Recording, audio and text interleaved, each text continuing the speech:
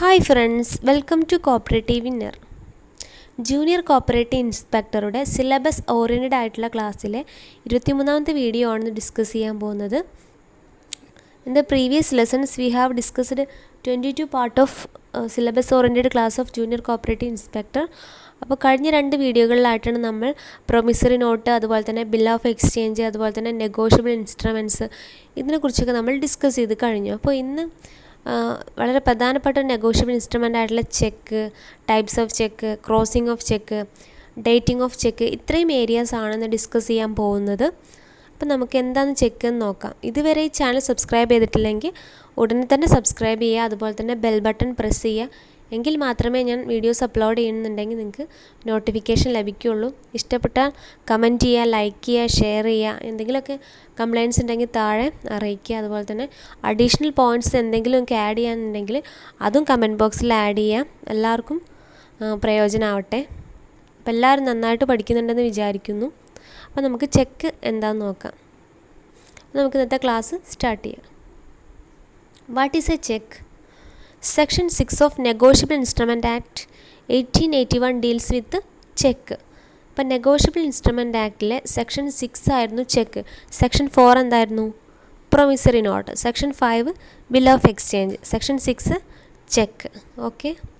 അപ്പോൾ ചെക്ക് എന്ന് പറഞ്ഞാൽ ഒന്നുമില്ല, സിമ്പിളായിട്ടൊരു മീനിങ് കൊടുത്തതാണ്. Cheque is an order of customer without condition. Check എന്ന് പറഞ്ഞൊരു കസ്റ്റമറിൻ്റെ ഓർഡറാണ് വിത്തൗട്ട് കണ്ടീഷൻ. കണ്ടീഷനൊന്നുമില്ലാത്തൊരു കസ്റ്റമറിൻ്റെ ഓർഡറിനെയാണ് എന്ത് പറയുക? ചെക്ക് എന്ന് പറയാം. എല്ലാവർക്കും അറിയാം അല്ലേ? ചെക്ക് ഡീൽ ചെയ്യാത്തവർ ഉണ്ടാവില്ല എന്ന് വിചാരിക്കുന്നു. ലൈഫിൽ ചെക്ക് കാണുക പോലും ചെയ്യാത്തവർ ആരും ഉണ്ടായിരിക്കില്ല എന്ന് വിചാരിക്കുന്നു. അപ്പോൾ ചെക്കിനെ കുറിച്ചൊന്നും പറഞ്ഞിട്ടില്ല. അതിൽ എന്തുണ്ടായിരിക്കും? എമൗണ്ടിൻ്റെ ഡീറ്റെയിൽസ് ലെറ്റേഴ്സിലും അതുപോലെ തന്നെ എമൗണ്ടിൻ്റെ രൂപത്തിലും ഉണ്ടായിരിക്കും. അതുപോലെ തന്നെ സിഗ്നേച്ചർ ഉണ്ടായിരിക്കും. പിന്നെ ചെക്കിൻ്റെ ബാക്കിൽ എന്ത് ചെയ്യണം? സൈൻ ചെയ്യണം അല്ലേ? പേരെഴുതി സൈൻ ചെയ്തിരിക്കണം. അതാണ് ചെക്ക് എന്ന് പറയുന്നത്. അപ്പോൾ ചെക്ക് എന്താണെന്ന് എല്ലാവർക്കും അറിയാമെന്ന് വിചാരിക്കുന്നു. അപ്പോൾ നമുക്ക് ടൈപ്സ് ഓഫ് ചെക്ക് അല്ലെങ്കിൽ കൈൻഡ്സ് ഓഫ് ചെക്ക് ഏതൊക്കെയാണെന്നുള്ളത് ഡിസ്കസ് ചെയ്യാം. ഫസ്റ്റ് ആണ് ബിയറർ ചെക്ക് അല്ലേ? What is a bearer cheque? Bearer cheque is always payable to bearer അല്ലേ? അതുപോലെ തന്നെ name of the payee need not be written. അതുപോലെ തന്നെ നോ എൻഡോഴ്സ്മെൻറ്റ് ഈസ് നീഡഡ്. സിമ്പിളായിട്ടുള്ള പോയിൻറ്റ്സാണ് ബിയറർ ചെക്കുമായിട്ട് ബന്ധപ്പെട്ടത്. അതായത് ബിയറർ ചെക്ക് എന്ന് പറഞ്ഞാൽ ആരാണോ കൗണ്ടറിൽ ചെക്ക് കൊണ്ട് കൊടുക്കുന്നത് അവർക്ക് എന്ത് കിട്ടും? ബാങ്കിൽ നിന്ന് ക്യാഷ് കിട്ടും. അതാണ് ബിയറർ ചെക്ക്. അപ്പോൾ നോർമലി നടക്കുന്ന പ്രൊസീജിയർ. നമ്മൾ ജസ്റ്റ് ഒരു ചെക്ക് കൊണ്ട് ബാങ്കിൽ പോയാൽ എന്ത് ചെയ്യും? ബാങ്ക് ക്യാഷ് തരും. അതാണ് ബിയറർ ചെക്ക്. ബിയറർ അത് കൊണ്ടുപോകുന്നു. ബിയറർ ആരാണോ അയാൾക്ക് എന്ത് കിട്ടും? ബാങ്കിൽ പോയാൽ ക്യാഷ് കിട്ടും. അവിടെ പേയ്, അത് പേയ് എന്ന് പറഞ്ഞാൽ the person to whom the amount is paid. ആർക്കാണോ പണം കൊടുക്കുന്നത് അയാളെയാണ് പേയ് എന്ന് പറയുക. അവിടെ പേയിൻ്റെ നെയിമൊന്നും ചെക്കിലുണ്ടായിരിക്കില്ല. ജസ്റ്റ് എന്താ, ആ ചെക്കും എമൗണ്ടിൻ്റെ ഡീറ്റെയിൽസും സിഗ്നേച്ചറും ഉണ്ടായിരിക്കും. ഹോൾഡറിൻ്റെ സിഗ്നേച്ചറും ഉണ്ടായിരിക്കും. അതുകൊണ്ട് കൊടുത്ത കൗണ്ടറിൽ പോയാൽ നമുക്ക് എന്ത് കിട്ടും? ക്യാഷ് കിട്ടും. അതാണ് ബിയറർ ചെക്ക്. ഇവിടെ no endorsement is needed. Endorsement എന്താണെന്നുള്ള വീഡിയോ അടുത്ത് തന്നെ ഇടാം. ഇതിന് ശേഷമുള്ള വീഡിയോ അപ്ലോഡ് ചെയ്യാം. ഇവിടെ എൻഡോഴ്സ്മെൻറ്റ് എന്താ ആവശ്യമില്ല. ഇവിടെ എന്താ ഒരു ഓർഡറിൻ്റെ ഒന്നും ആവശ്യമില്ല. ജസ്റ്റ് കൗണ്ടറിൽ കൊണ്ടുപോയി ക്യാഷ് കൊടുക്കണം. അപ്പോൾ ഇവിടെ എൻഡോഴ്സ്മെൻറ്റിൻ്റെ ആവശ്യമില്ല. നെക്സ്റ്റ് ആണ് ഓർഡർ ചെക്ക് അല്ലേ? എന്താണ് order cheque? Payable to a certain person. ഇവിടെ ഒരു സെർട്ടൻ പേഴ്സൺ ആയിരിക്കും എന്ത് ചെയ്യുക? ചെക്ക് കൊടുക്കുക. ബിയറർ ചെക്കിൻ്റെ പോലെയല്ല. ബിയറർ ചെക്ക് എന്ന് പറഞ്ഞാൽ ആർക്ക് വേണമെങ്കിലും കൗണ്ടറിൽ പോയാൽ എന്ത് കിട്ടും? ബാങ്ക് കൗണ്ടറിൽ പോയാൽ ചെക്ക് കൊടുത്താൽ ക്യാഷ് കിട്ടും. പക്ഷേ ഓർഡർ ചെക്കിൽ അങ്ങനെയല്ല. ഒരു സെർട്ടൻ പേഴ്സണെ സ്പെസിഫൈ ചെയ്തിട്ടുണ്ടായിരിക്കും. അതാണ് ഓർഡർ ചെക്ക്. പിന്നെ ഇറ്റ് റിക്വയർസ് എൻഡോഴ്സ്മെൻറ്റ്. എൻഡോഴ്സ്മെൻറ്റ് എവിടെ ആവശ്യമാണ്? ഓർഡർ ചെക്കിൻ്റെ കേസിൽ എൻഡോഴ്സ്മെൻറ്റ് ആവശ്യമാണ്. അതുപോലെ തന്നെ ബാങ്കർ മേക്ക് പ്രോപ്പർ എൻക്വയറി. അതായത് ഒരു സെർട്ടൻ പേഴ്സൻ്റെ പേരവിടെ പറഞ്ഞിട്ടുണ്ടായിരിക്കും. അതുകൊണ്ട് തന്നെ ബാങ്കർ എന്ത് ചെയ്യും? പ്രോപ്പറായിട്ട് എൻക്വയറി നടത്തും. ഇന്ന വ്യക്തി തന്നെ അല്ലേ, ഈ ചെക്കിൽ പറഞ്ഞിട്ടുള്ള വ്യക്തി തന്നെയാണോ ഇതെന്ന് കറക്റ്റ് അറിയാൻ വേണ്ടിയിട്ട്, അതിൻ്റെ സേഫ്റ്റിക്ക് വേണ്ടിയിട്ട് എന്ത് ചെയ്യും? പ്രോപ്പറായിട്ടുള്ള എൻക്വയറി വെരിഫിക്കേഷൻ നടത്തും. ഇപ്പോൾ എന്തെങ്കിലും ID പ്രൂഫൊക്കെ വെച്ചിട്ട് എന്ത് ചെയ്യും? ഐഡൻറ്റിഫൈ ചെയ്യും. ഇന്ന വ്യക്തി തന്നെയാണോ എന്നുള്ളത് ഐഡൻറ്റിഫൈ ചെയ്തിട്ട് മാത്രമേ എന്ത് ചെയ്യുള്ളൂ? എമൗണ്ട് പ്രൊവൈഡ് ചെയ്യുള്ളൂ. അല്ലെങ്കിൽ ബാങ്കിനായിരിക്കും ലാബിലിറ്റി ഉണ്ടായിരിക്കുക. അതുകൊണ്ടാണ് ബാങ്ക് അങ്ങനെ ചെയ്യുന്നത്. നെക്സ്റ്റ് ആണ് MICR cheque. Magnetic ink character recognition cheque. അതായത് മാഗ്നറ്റിക് ഇങ്ക് ക്യാരക്ടർ വെച്ചിട്ട് എഴുതിയിട്ടുള്ള ചെക്കിനാണ് എന്ത് പറയുക? മാഗ്നറ്റിക് ഇങ്ക് ക്യാരക്ടർ ചെക്ക് എന്ന് പറയുക. അപ്പോൾ ഈ magnetic ink character recognition use ചെയ്തിട്ടാണ് എന്ത് ചെയ്യുക? ഇങ്ങനത്തെ ചെക്കൊക്കെ എന്ത് ചെയ്യുക? റീഡ് ചെയ്യുക. ഒരു സ്പെഷ്യൽ ഫോർമാറ്റിൽ ഒരു സ്പെഷ്യൽ ക്വാളിറ്റി പേപ്പർ ആയിരിക്കും. അതുപോലെ തന്നെ ഒരു പ്രിൻറ്റിങ് സ്പെസിഫിക്കേഷനും ആയിരിക്കും. പ്രത്യേകമായിട്ട് ഡിസൈൻ ചെയ്തൊരു ഫോർമാറ്റും അതുപോലെ തന്നെ സ്പെഷ്യൽ ക്വാളിറ്റി പേപ്പറും പ്രിൻറ്റിങ് സ്പെസിഫിക്കേഷനും അതിനുണ്ടായിരിക്കും, MICR ചെക്കിന് ഉണ്ടായിരിക്കും. അപ്പോൾ MICR മെഷീൻ ഉപയോഗിച്ചിട്ടായിരിക്കും ഇത് എന്ത് ചെയ്യുക, വായിക്കുക, ഇത് റെക്കഗ്നൈസ് ചെയ്യുക, ചെക്കാന്നുള്ളത് റെക്കഗ്നൈസ് ചെയ്യുക. അപ്പോൾ ഇതിൻ്റെ പ്രത്യേകത എന്താണെന്ന് വെച്ചാൽ ഫസ്റ്റ് 6 നമ്പർ ഡിനോട്ട് ചെയ്യുന്നത് ചെക്കിൻ്റെ നമ്പറിനാണ്, നെക്സ്റ്റ് 3 നമ്പർ സിറ്റി കോഡിനെ, നെക്സ്റ്റ് 3 നമ്പർ ബാങ്ക് കോഡിനെ, നെക്സ്റ്റ് 3 നമ്പർ ബ്രാഞ്ച് കോഡിനെ. അങ്ങനെ ടോട്ടൽ എത്ര നമ്പർ ഉണ്ടായിരിക്കും? ടോട്ടൽ 15 നമ്പർ ഉണ്ടായിരിക്കും MICR ചെക്കിന്. Okay, first 6 number denote cheque number, next 3 city code, next 3 bank code, next 3 branch code. ഇത്രയാണ് MICR ചെക്കിൻ്റെ നമ്പേഴ്സ് എന്ന് പറയുന്നത്. നെക്സ്റ്റ് ആണ് ട്രങ്കേറ്റഡ് ചെക്ക്. എന്താണ് truncated cheque? Physical cheque is scanned and take electronic image of cheque. അതിനാണ് truncated cheque എന്ന് പറയുന്നത്. Just physical ചെക്കിന് എന്ത് ചെയ്യുക, ഇലക്ട്രോണിക് ചെക്കായിട്ട് സ്കാൻ ചെയ്തിട്ട് ഇലക്ട്രോണിക് ചെക്കായിട്ട് കൺവേർട്ട് ചെയ്യുക. അതിനെയാണ് ട്രങ്കേറ്റഡ് ചെക്ക് എന്ന് പറയുക. മെയിനായിട്ട് ക്ലിയറിംഗ് ഹൗസസിനൊക്കെ ആയിരിക്കും ഈ ചെക്ക് ഇലക്ട്രോണിക് ഫോമിലേക്ക് കൺവേർട്ട് ചെയ്യാനുള്ള അധികാരം ഉണ്ടായിരിക്കുക, ക്ലിയറിംഗ് ഹൗസസിന്. ഈ ചെക്ക് ഇതുപോലെ തന്നെയാണ് ഇലക്ട്രോണിക് ചെക്ക്. അതിൽ അവിടെ ഇലക്ട്രോണിക് സിഗ്നേച്ചർ ഉണ്ടായിരിക്കും, അതുപോലെ തന്നെ ഇലക്ട്രോണിക് ഫോർമാറ്റിലായിരിക്കും ചെക്ക് ഉണ്ടായിരിക്കും. ജസ്റ്റ് പേപ്പർ ചെക്ക് എങ്ങനെയാണോ അതിൻ്റെ ഇലക്ട്രോണിക് ഫോർമാറ്റ് ആയിരിക്കും ഉണ്ടായിരിക്കും. നെക്സ്റ്റ് ആണ് മ്യൂട്ടിലേറ്റഡ് ചെക്ക്. മ്യൂട്ടിലേറ്റഡ് ചെക്ക് എന്ന് പറഞ്ഞാൽ it is torn into 2 or more pieces. അതായത് ഈ അഴുകിയത് അല്ലെങ്കിൽ അത് കഷ്ണങ്ങളായിട്ടുള്ള ചെക്ക് ഉണ്ടായിരിക്കില്ലേ, കേട് വന്ന ചെക്ക്, അങ്ങനെ മുറിഞ്ഞു പോയ ചെക്ക്, അങ്ങനത്തെ ചെക്കിനാണ് എന്താ പറയുക, മ്യൂട്ടിലേറ്റഡ് ചെക്ക് എന്ന് പറയാം. ക്ലിയർ ആയില്ലേ? കീറി പറഞ്ഞ ചെക്ക്, മുഷിഞ്ഞത്, അങ്ങനെയൊക്കെ വേണമെങ്കിൽ നമുക്ക് പറയാം. അപ്പോൾ എത്രയാണ് ചെക്കിൻ്റെ ടൈപ്സ് പറഞ്ഞത്?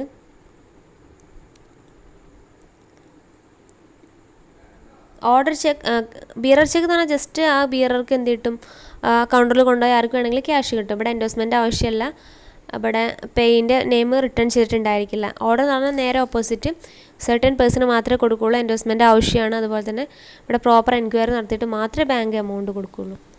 നെക്സ്റ്റ് പറഞ്ഞത് MICR ചെക്ക് എന്ന് പറഞ്ഞാൽ magnetic ink character recognition use ചെയ്തിട്ടാണ് ആ ചെക്ക് റീഡ് ചെയ്യുക. അതിന് 15 നമ്പേഴ്സ് ഉണ്ടായിരിക്കും. First 6 number cheque number, next 3 number city code, next 3 bank code, next 3 branch code. Next truncated cheque എന്ന് പറഞ്ഞാൽ ഇലക്ട്രോണിക് ഫോർമാറ്റിലേക്ക് ചെക്കിനെ കൺവേർട്ട് ചെയ്യുക. ഈ ചെക്കും അതുപോലെ തന്നെയാണ്.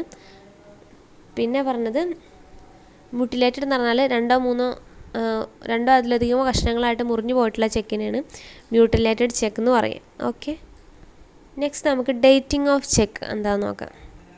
ഡേറ്റിംഗ് ഓഫ് ചെക്ക് എന്ന് പറഞ്ഞാൽ ഒന്നുമില്ല, writing the date on the face of the cheque. ചെക്കിൻ്റെ മുകളിൽ നമ്മൾ ഡേറ്റ് എഴുതില്ല, അതിനാണ് ഡേറ്റിംഗ് ഓഫ് ചെക്ക് എന്ന് പറയാം. ഇത് 3 ടൈപ്സ് ഉണ്ട്: ante dated, post dated, stale cheque. ഇത് എപ്പോഴും എക്സാമിന് CSEBൻ്റെ ജൂനിയർ ക്ലർക്കിൻ്റെ ഒക്കെ എക്സാമിന് എപ്പോഴും റിപ്പീറ്റ് ചെയ്യുന്ന ക്വസ്റ്റ്യൻസ് ആണ് ഈ ഒരു ഏരിയയിൽ നിന്ന്. അപ്പോൾ ആൻറ്റി ഡേറ്റഡ് ചെക്ക് എന്ന് പറഞ്ഞാൽ ഒന്നുമില്ല, cheque which bears a date earlier to the date of issue. Issue date എങ്ങനെയായിരിക്കും? A cheque which bears a date earlier to the date of issue. ചെക്കിൻ്റെ ഡേറ്റ് ഇഷ്യൂ ഡേറ്റിനേക്കാളും മുമ്പായിരിക്കും. അങ്ങനെയുള്ള ചെക്കിനാണ് ആൻറ്റി ഡേറ്റഡ് ചെക്ക് എന്ന് പറയുക. ക്ലിയർ ആയോ?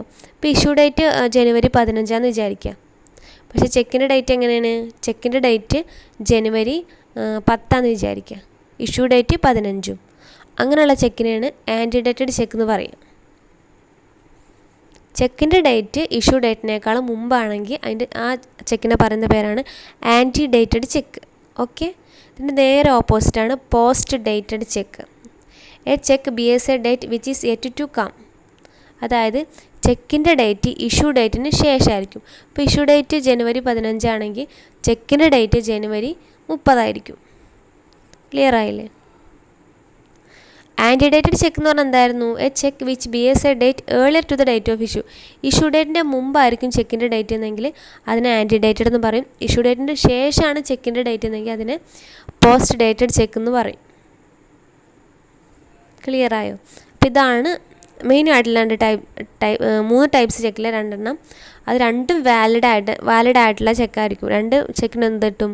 കൊടുത്താൽ ക്യാഷ് കിട്ടും. അത് സ്റ്റേൽ ചെക്ക് അല്ല, രണ്ടും വാലിഡ് ചെക്കായിരിക്കും. നെക്സ്റ്റ് ആണ് സ്റ്റേൽ ചെക്ക്. എന്താ സ്റ്റേൽ ചെക്ക് എന്ന് പറഞ്ഞാൽ? A cheque which is not presented for payment within reasonable time. അതായത് ഒരു ചെക്കിൻ്റെ വാലിഡിറ്റി എന്ന് പറയുന്നത് എന്താണ്? 3 മന്താണ്, 3 മാസമാണ് ചെക്കിൻ്റെ വാലിഡിറ്റി. ഇപ്പോൾ ജനുവരിയിൽ ചെക്ക് എടുക്കുകയാണെങ്കിൽ ജനുവരി, ഫെബ്രുവരി, മാർച്ച് അല്ലേ, മാർച്ച് വരെ അതിൻ്റെ വാലിഡിറ്റി ഉണ്ടായിരിക്കുള്ളൂ. ജനുവരി, ഫെബ്രുവരി, മാർച്ച്, ഏപ്രിലാണ് എന്താണ് അത് ഏപ്രിൽ ഒരു 10-ാം തീയതി നമ്മൾ കൊണ്ടു കൊടുക്കുകയാണെങ്കിൽ ആ ചെക്ക് എന്താണ് അത് ഡിസോണറായിട്ട് പ്രഖ്യാപിക്കും. ബാങ്ക് ഡിസോണറായിട്ട് പ്രഖ്യാപിക്കും. അങ്ങനെ ഡിസോണറായി പ്രഖ്യാപിച്ച് നമുക്ക് ആ ചെക്കിന് ക്യാഷ് കിട്ടില്ല. ക്ലിയർ ആയില്ലേ? ആ കറക്റ്റ് ടൈമിനുള്ള ആ 3 മന്തിനുള്ളിൽ കൊണ്ടു കൊടുത്താൽ മാത്രമേ ആ ചെക്കിന് വാലിഡിറ്റി ഉണ്ടായിരിക്കുള്ളൂ. After 3 month the cheque will become stale cheque. ആ ചെക്ക് എന്തായി മാറും? സ്റ്റേൽ ചെക്കായിട്ട് മാറും. സ്റ്റേൽ ചെക്ക് എന്ന് പറഞ്ഞാൽ ഒന്നുമില്ല, നമുക്ക് കൊണ്ടു കൊടുത്താൽ ക്യാഷ് കിട്ടില്ല. It is dishonoured by the bank. ഇത് കാലാഹരണപ്പെടുക അല്ലെങ്കിൽ ഡിസോണേഡ് ആവുക എന്ന് പറഞ്ഞാൽ എല്ലാവർക്കും അറിയാമെന്ന് വിചാരിക്കുന്നു. അത് വാല്യൂ ഇല്ലാതാകാൻ എമൗണ്ട് കിട്ടില്ല. അത് ഒന്നും വാല്യൂ ഇല്ലാതെ ആവുക, അതാണ് സ്റ്റേൽ ചെക്ക് എന്ന് പറഞ്ഞാൽ. അപ്പോൾ ഇത് ക്ലിയർ ആയെന്ന് വിചാരിക്കുന്നു. Ante dated cheque, post dated cheque, stale check.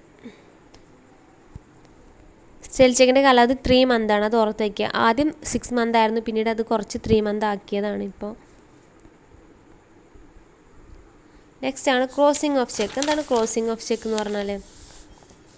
ഇപ്പം നമ്മൾ കൗണ്ടർ പോയിട്ട് ഒരു എമൗണ്ട് വാങ്ങുകയാണെങ്കിൽ ബാങ്കിന് അത് എത്രത്തോളം അതിൻ്റെ സേഫ്റ്റി സെക്യൂരിറ്റി ഉറപ്പിക്കാൻ പറ്റില്ല. അപ്പോൾ ക്രോസിംഗ് ഓഫ് ചെക്ക് ഉണ്ടെങ്കിൽ എന്താണ് മോർ സേഫ് ആക്കാൻ വേണ്ടി, മോർ സേഫും സെക്യൂർഡ് ആക്കാൻ വേണ്ടിയിട്ടാണ് ക്രോസിംഗ് ഓഫ് ചെക്ക് എന്നുള്ളൊരു സിസ്റ്റം ഇൻട്രൊഡ്യൂസ് ചെയ്തത്. A crossing of cheque is a direction to the paying banker to pay the amount of the cheque only to a banker.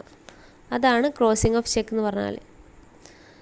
More സേഫും secure ആക്കാൻ വേണ്ടിയിട്ട് introduce ചെയ്തൊരു മെത്തേഡാണ് crossing of check. ഇപ്പോൾ കൗണ്ടറിൽ പോയി നമ്മൾ ക്യാഷ് വാങ്ങുകയാണെങ്കിൽ അപ്പോൾ ജെന്യൂൻ ആയിട്ടുള്ള പേഴ്സൺ ആണോ അല്ലെങ്കിൽ കറക്റ്റ് ആയിട്ടുള്ള പേഴ്സൺ ആണോ പേയ്മെൻറ്റ് കൊടുക്കുന്നത് നമുക്ക് അറിയാൻ പറ്റില്ല. അപ്പോൾ അതിന് വേണ്ടിയിട്ട് മോർ സേഫ് ആക്കാൻ വേണ്ടിയിട്ടാണ് ക്രോസിംഗ് ഓഫ് ചെക്ക് ഇൻട്രൊഡ്യൂസ് ചെയ്തിട്ടുള്ളത്. ഇപ്പോൾ നമ്മൾ നേരത്തെ പറഞ്ഞു ബിയറർ ചെക്കിൻ്റെ കേസ് നമ്മൾ പറഞ്ഞു ആർക്ക് വേണമെങ്കിലും ബാങ്കിൽ കൊണ്ടു കൊടുത്താൽ ക്യാഷ് കിട്ടുമെന്ന് പറഞ്ഞു. പക്ഷേ ക്രോസിംഗ് ഓഫ് ചെക്കിൽ അങ്ങനെയല്ല. നമ്മൾ ആ ബാങ്കിൽ ചെക്ക് കൊണ്ട് പോയാൽ ഒരിക്കലും നമുക്ക് കയ്യിൽ എന്ത് കിട്ടില്ല, ക്യാഷ് കിട്ടില്ല. നമ്മുടെ ഒരു ബാങ്ക് അക്കൗണ്ടിലേക്കായിരിക്കും എന്ത് ചെയ്യുക, ഈ ക്യാഷ് ട്രാൻസ്ഫർ ആവുക അല്ലെങ്കിൽ സെൻഡ് ആവുക. നമുക്ക് കയ്യിൽ എന്തിട്ടില്ല, ക്യാഷ് കിട്ടില്ല കൗണ്ടറിൽ പോയാൽ.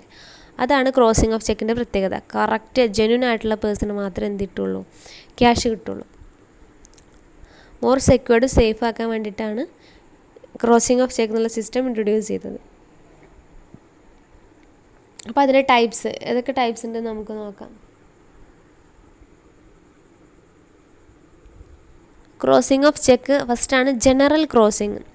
സെക്ഷൻ 123 പഠിക്കാൻ നല്ല സുഖമല്ലേ? 1, 2, 3 പ്രീവിയസ് ക്വസ്റ്റ്യൻ ആണ്. ജനറൽ ക്രോസിങ്ങിൻ്റെ സെക്ഷൻ 1, 2, 3 ആണ് കേട്ടോ. 1, 2, 3 ആണ് ജനറൽ ക്രോസിങ്. സ്പെഷ്യൽ 1, 2, 4 അത് മറക്കാതെ ഓർത്ത് വയ്ക്കുക. അപ്പോൾ ജനറൽ ക്രോസിംഗ് എന്ന് പറഞ്ഞാൽ 2 പാരലൽ ട്രാൻസ്ഫർ ലൈൻസ് ഉണ്ടായിരിക്കും. 2 പാരലൽ ട്രാൻസ്ഫർ ലൈൻസ് ഉണ്ടായിരിക്കും. ആ പിക്ചറിൽ കണ്ടില്ലേ, 2 ലൈൻസ് കണ്ടില്ലേ, അതുപോലത്തെ 2 ലൈൻസ് ഉണ്ടായിരിക്കും. അപ്പോൾ അതെന്താ മീൻ ചെയ്യണമെന്ന് വെച്ചാൽ it is presented to another bank and not by the payee himself at the counter. അതായത് ക്രോസിങ് ആ ചെക്കിൻ്റെ ഒരു സൈഡ് ലെഫ്റ്റ് കോർണറിലായിട്ടായിരിക്കും ഈ 2 ലൈൻ ഉണ്ടായിരിക്കും കേട്ടോ. അപ്പോൾ അതിൽ അതെന്താ ഉദ്ദേശിക്കണമെന്ന് വെച്ചാൽ ആ ചെക്ക് കൊണ്ട് വരുന്ന ആൾക്ക് പേയ്ക്ക് എന്ത് കൊടുക്കരുത്, ആ എമൗണ്ട് കൊടുക്കരുത്, അയാളുടെ ബാങ്കിലേക്ക് ആ എമൗണ്ട് ട്രാൻസ്ഫർ ചെയ്യേണ്ടത് എന്നുള്ളതാണ് അതിൻ്റെ മീനിങ്. അതായത് കൗണ്ടറിൽ പോയാൽ ക്യാഷ് കൊടുക്കരുത്, വേറൊരു ബാങ്ക് അക്കൗണ്ടിലേക്ക് ട്രാൻസ്ഫർ ചെയ്ത് കൊടുക്കണം. അതാണ് അതിൻ്റെ മീനിങ്. ഈ ട്രാൻസ്ഫർ ലൈൻസിൻ്റെ ഉള്ളിൽ നോട്ട് നെഗോഷ്യബിൾ എന്നോ അല്ലെങ്കിൽ ഒന്നും എഴുതേണ്ട ആവശ്യമില്ല. എന്നാൽ തന്നെ ഇത് ജനറൽ ക്രോസിങ്ങിൻ്റെ പരിധിയിൽപ്പെട്ടു. ജസ്റ്റ് 2 ലൈൻ വരച്ചാലും മതി ക്രോസിൽ, അല്ലെങ്കിൽ നോട്ട് നെഗോഷ്യബിൾ എന്ന് വേണമെങ്കിൽ എഴുതാം. അപ്പം ജനറൽ ക്രോസിങ് എന്താ മനസ്സിലായെന്ന് വിചാരിക്കുന്നു. ഒന്നുമില്ല, ഇത് കൗണ്ടറിൽ പോയാൽ നമുക്ക് ക്യാഷ് കിട്ടില്ല, അത് വേറൊരു ബാങ്കിലേക്ക് അക്കൗണ്ടിലേക്ക് എമൗണ്ട് ട്രാൻസ്ഫർ ചെയ്യുക. 2 ട്രാൻസ്ഫർ ലൈൻസ് ഉണ്ടായിരിക്കും. അവിടെ വേണമെങ്കിൽ ഒന്നും എഴുതിയില്ലെങ്കിലും പ്രശ്നമില്ല, വേണമെങ്കിൽ നോട്ട് നെഗോഷ്യബിൾ എന്ന് വേണമെങ്കിൽ എഴുതുകയും ചെയ്യാം. രണ്ടാമത്തെ ഒരു ക്രോസിംഗ് ആണ് special crossing. What is special crossing? Section 124 of negotiable instrument act deals with special crossing.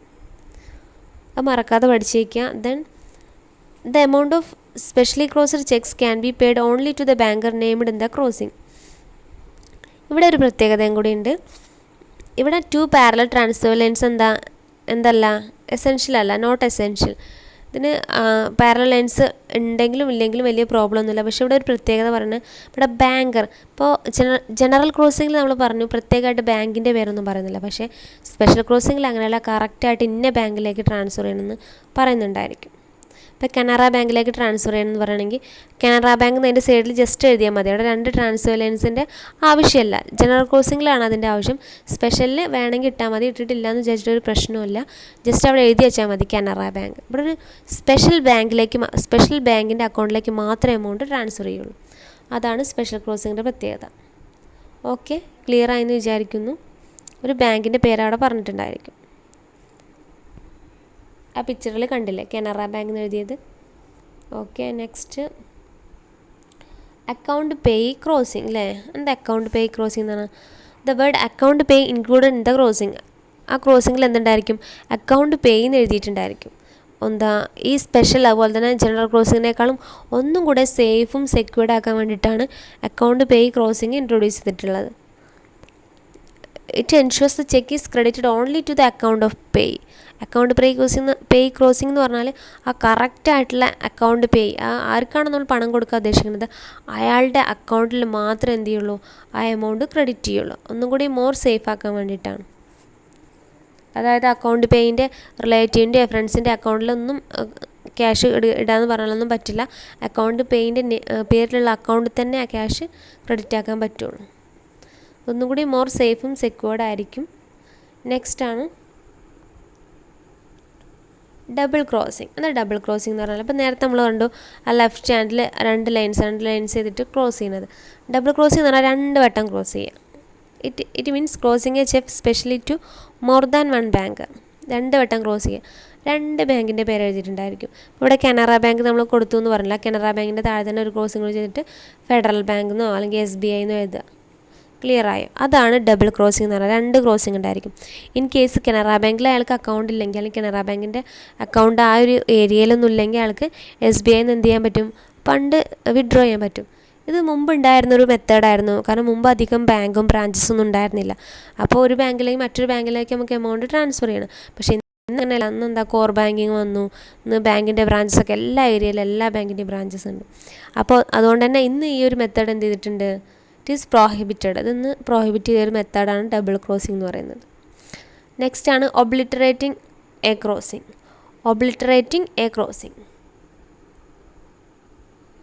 എന്താ ഒബ്ലിറ്ററേറ്റിംഗ് എ ക്രോസിംഗ് എന്ന് പറഞ്ഞാൽ erasing the crossing on the check.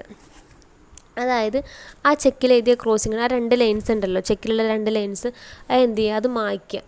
അതിനാണ് ഒബ്ലിറ്ററേറ്റിംഗ് ക്രോസിംഗ് എന്ന് പറയുന്നത്. ഇതിനൊരു പ്രത്യേകതയും കൂടെ ഉണ്ട്. In case the obligation is not clear, അതായത് ഒബ്ലിറ്ററേറ്റിംഗ് ഈസ് നോട്ട് ക്ലിയർ, അതായത് ആ ഇറേസ് ചെയ്ത സംഭവം നമുക്ക് ഒരിക്കലും മനസ്സിലാകാത്ത രീതിയിലാണെങ്കിൽ, അപ്പോൾ അത് പെട്ടെന്നൊന്നും മനസ്സിലാവില്ല, നമുക്ക് നോക്കിയാൽ പെട്ടെന്നൊന്നും മനസ്സിലാവും. ഇതിങ്ങനെ മായ്ച്ചിട്ടാണ് കൊണ്ടേ കൊടുക്കുന്നത്, അത് ആ 2 ലൈൻസ് ഇങ്ങനെ ഇറേസ് ചെയ്ത് കളഞ്ഞിട്ടാണ് കൊണ്ടേ കൊടുക്കുന്നത്, നമുക്ക് മനസ്സിലാവാൻ പറ്റാത്തൊരവസ്ഥയാണെങ്കിൽ. അതുപോലെ തന്നെ the payment is good faith and without negligence. ആ ഒരു ട്രാൻസാക്ഷൻ വളരെ ഗുഡ് ഫെയ്ത്തിലും ഒരു പ്രോബ്ലം അല്ലാണ്ട് നല്ല ഗുഡ് ഫെയ്ത്തിലാണ് ട്രാൻസാക്ഷൻ നടന്നതെങ്കിലും ഈ 2 കാരണം ഓക്കെ ആണെങ്കിൽ ആ ബാങ്കിന് എന്തുണ്ടായിരിക്കില്ല, ലാബിലിറ്റി ഉണ്ടായിരിക്കില്ല എന്നുള്ളതാണ് പറയുന്നത്. ക്ലിയർ ആയോ? ക്രോസ്ഡ് ചെക്ക് ആണെങ്കിൽ ഒരിക്കലും കൗണ്ടറിൽ പോയാൽ നമുക്ക് ക്യാഷ് കിട്ടില്ല. അപ്പോൾ കൗണ്ടറിൽ നിന്ന് ക്യാഷ് വാങ്ങാൻ വേണ്ടിയിട്ടാണ് എന്ത് ചെയ്യണത്, ഈ 2 ക്രോസിങ്ങും മായ്ച്ച് കളഞ്ഞിട്ട് കൗണ്ടറിൽ കൊണ്ട് കൊടുക്കുന്നത് ക്യാഷ് കിട്ടാൻ വേണ്ടിയിട്ട്, എന്തെങ്കിലുമൊക്കെ മിസ്യൂസ് ചെയ്യാൻ വേണ്ടിയിട്ടായിരിക്കും. അപ്പോൾ ആ ഒരു ഇറേസ് ചെയ്ത സംഭവം ഒരിക്കലും മനസ്സിലാക്കാൻ പറ്റാത്ത രീതിയിലാണെങ്കിലും അതുപോലെ തന്നെ ആ ഒരു ട്രാൻസാക്ഷനിൽ ഒരു പ്രോബ്ലം ഇല്ലായിരുന്നു, ഫുള്ള് ഗുഡ് ഫെയ്ത്തിലാണ് നടന്നതെങ്കിലും ആ ബാങ്കിന് ആ ഒരു എമൗണ്ട് പോയതിൻ്റെ പേരിൽ എന്തുണ്ടായിരിക്കില്ല, ലാബിലിറ്റി ഉണ്ടായിരിക്കില്ല. അതാണ് ഒബ്ലിറ്ററേറ്റിംഗ് എ ക്രോസിംഗ് എന്നുള്ളതുകൊണ്ട് ഉദ്ദേശിക്കുന്നത്. നെക്സ്റ്റ് ആണ് opening of crossing. Opening of crossing എന്ന് പറഞ്ഞാൽ ഒന്നുമില്ല, if the crossing on the cheque is cancelled it is called the opening of crossing. അതായത് ആ ക്രോസ് ചെയ്തിട്ടുണ്ടല്ലോ, ഇപ്പോൾ 2 ലൈൻസ് ഇട്ട് അത് ക്രോസ്ഡ് ചെക്കാണ്, അതായത് കൗണ്ടർ പോയാൽ നമുക്ക് എന്ത് കിട്ടില്ല, ക്യാഷ് കിട്ടില്ല. അതുവേണമെങ്കിൽ നമുക്ക് ക്യാൻസൽ ചെയ്യാൻ പറ്റും. We can cancel the crossing of cheque. അതിന് ഒരു ബുദ്ധിമുട്ടുമില്ല. ആ ഡ്രോവർക്ക് എന്ത് ചെയ്യാൻ പറ്റും, ആ cheque drawer has the right to cancel the crossing. ആ ഡ്രോവർ എന്ന് പറഞ്ഞാൽ ആ ചെക്ക് മേക്ക് ചെയ്യുന്ന ആൾക്കാണ് ആ ചെക്ക് ഓപ്പൺ ചെയ്യാനുള്ള റൈറ്റ്സ് ഉള്ളത്. ജസ്റ്റ് ഒരു വേർഡ് അതിൻ്റെ മുകളിൽ എഴുതിയാൽ മതി, pay cash. Writing the word pay cash എന്ന് എഴുതിയാൽ എന്താണ്, ആർക്ക് വേണമെങ്കിൽ കൗണ്ടർ പോയാൽ ക്യാഷ് ഇടും. ക്രോസിംഗ് ഉണ്ടെങ്കിൽ പോലും പേ ക്യാഷ് എന്ന് എഴുതിയിട്ട് ആ ഡ്രോവർ സൈൻ ചെയ്താൽ നമുക്ക് കൗണ്ടർ പോയാൽ എന്ത് കിട്ടും, ക്യാഷ് കിട്ടും. അതാണ് ഓപ്പണിംഗ് എ ക്രോസിംഗ് എന്ന് പറയുന്നത്. ക്രോസ്ഡ് ചെക്ക് അല്ലാത്ത എല്ലാ ചെക്കിനും ഓപ്പൺ ചെക്ക് എന്നാണ് പറയുക. അപ്പോൾ ക്രോസ്ഡ് ചെക്ക് എന്ന് പറഞ്ഞാൽ മോർ സെക്യൂർഡ് സേഫ് ആക്കാൻ വേണ്ടിയിട്ടുള്ളൊരു പുതിയ മെത്തേഡാണ് ക്രോസിംഗ് ഓഫ് ചെക്ക് എന്ന് പറയുന്നത്. അപ്പോൾ അത് മനസ്സിലായി എന്ന് വിചാരിക്കുന്നു. ജനറൽ ക്രോസിംഗ് എന്ന് പറഞ്ഞാൽ അതിൽ കൗണ്ടർ പോയാൽ നമുക്ക് ക്യാഷ് കിട്ടില്ല. ഒരു പ്രത്യേക ആ പേയിൻ്റെ ബാങ്കിലേക്ക് മാത്രമേ എമൗണ്ട് എന്ത് ചെയ്യാൻ പറ്റുള്ളൂ, ട്രാൻസ്ഫർ ചെയ്യാൻ പറ്റുള്ളൂ. സ്പെഷ്യൽ ക്രോസിംഗ് എന്ന് പറഞ്ഞാൽ ഒന്നുമില്ല, ആ ബാങ്കിൻ്റെ പേര് സ്പെസിഫൈ ചെയ്തിട്ടുണ്ടായിരിക്കും. അക്കൗണ്ട് പേ ക്രോസിംഗ് എന്ന് പറഞ്ഞാൽ ആ പേയിൻ്റെ അക്കൗണ്ടും ബാങ്കും കറക്റ്റായിട്ട് സ്പെസിഫൈ ചെയ്തിട്ടുണ്ടായിരിക്കും. ദെൻ ഡബിൾ ക്രോസിംഗ് എന്ന് പറഞ്ഞാൽ 2 വട്ടം ക്രോസ് ചെയ്യുക. ഒബ്ലിറ്ററേറ്റിംഗ് എന്ന് പറഞ്ഞാൽ അത് ഇറേസ് ചെയ്ത് കളഞ്ഞിട്ട് ക്യാഷ് വാങ്ങുക കൗണ്ടറിൽ പോയിട്ട്. ഓപ്പണിംഗ് ഓഫ് ക്രോസിംഗ് എന്ന് പറഞ്ഞാൽ ക്രോസ്ഡ് ചെക്ക് ഓപ്പൺ ചെക്കാക്കി മാറ്റുക. അതിന് ഡ്രോവർ സൈൻ ചെയ്താൽ മതി. അതിൻ്റെ ബാക്കിൽ പേ ക്യാഷ് എന്നൊരു വേർഡ് എഴുതിയാൽ നമുക്ക് എന്ത് ചെയ്യാൻ പറ്റും, കൗണ്ടറിൽ പോയിട്ട് ക്യാഷ് വാങ്ങുക. അപ്പോൾ ഇന്ന് ഡിസ്കസ് ചെയ്തത് എന്തൊക്കെയായിരുന്നു, ചെക്ക് എന്താണ്, അതിൻ്റെ കൈൻഡ്സ്, അതിൻ്റെ dating of cheque, ante dated, post dated, അതുപോലെ തന്നെ സ്റ്റേൽ ചെക്ക്. നെക്സ്റ്റ് ഡിസ്കസ് ചെയ്തത് ക്രോസിംഗ് അല്ലേ, general crossing, special crossing, account payee crossing, double crossing, opening of crossing, obliterating crossing. അപ്പോൾ ഇത്രയും എല്ലാവരും നന്നായിട്ട് പഠിക്കുക. Thank U.